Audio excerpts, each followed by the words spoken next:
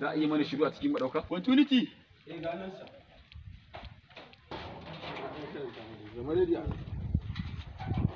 sake karanta mana sai mu yi zuwa ɗayan Allah ya ka kira ta wancan wannan wanda zamu yi yanzu wannan shine kawai ka kira ta kun zo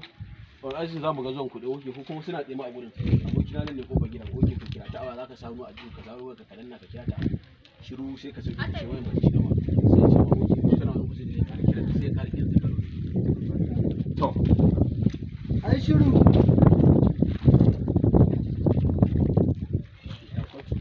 dan tsare mana ne Allah sound rolling